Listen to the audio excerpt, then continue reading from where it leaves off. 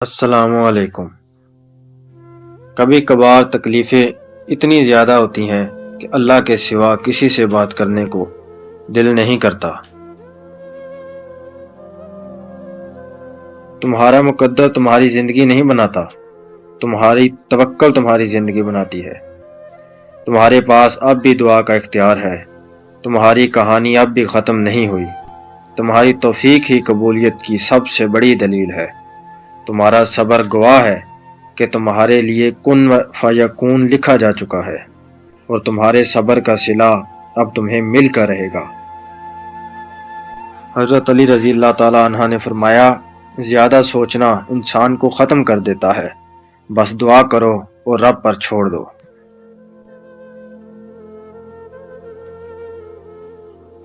دعا میں اتنی طاقت ہوتی ہے کہ یہ اللہ سے ہر بات منوا لیتی ہے، پھر مسئلہ نصیب کا ہو یا قصہ ماضی، ادھوری کہانی ہو چاہے ناممکن کام۔ ایک دن جب تم ٹوٹ جاؤ گے تو تمہیں بھی اللہ سے بات کرنے کا سلیقہ آ جائے گا۔ ایک لمحے میں وہ تمہاری تقدیر بدل دے گا اور تم دیکھتے رہ جاؤ گے۔ اللہ تمہاری چاہ سے انکار نہیں کرتا، وہ تمہارا صبر سنبھال کر رکھتا ہے۔ وہ صدائیں رد نہیں کرتا، وہ بہترین وقت پر نواز دیتا ہے۔ اللہ نے لکھ دیا ہے تمہاری چاہ کو ہی تمہارا صلہ، یوں ہی تھوڑی نہ دعاؤں میں صبر کرنا آ گیا ہے تمہیں۔ قرآن پاک میں مرد اور عورت کی دوستی کا ذکر کہیں بھی نہیں ہے۔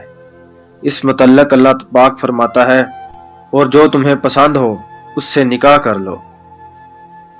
نیک ہم سفر اللہ کی عظیم نعمتوں میں سے ایک خاص نعمت ہے۔ ایک مضبوط ایمان کا شخص نہ صرف آپ کی زندگی سنوار سکتا ہے بلکہ آپ کی آخرت بھی سنوار سکتا ہے۔ نماز کو محبت سمجھ کر ادا کرو گے تو اگلی نماز کے لیے اللہ پاک تمہیں خود ہی کھڑا کر دے گا۔ لا حاصل خواہشیں، ادھورے قصے، نامکمل خواب، کچھ بھی ناممکن نہیں رہتا جب بات تہجد کی دعاؤں پہ آ جاتی ہے۔ ابھی تو وہ وقت بھی آنا ہے جب اللہ نے تمہارے صبر کا صلہ تمہاری من پسند چیز کی صورت میں دینا ہے۔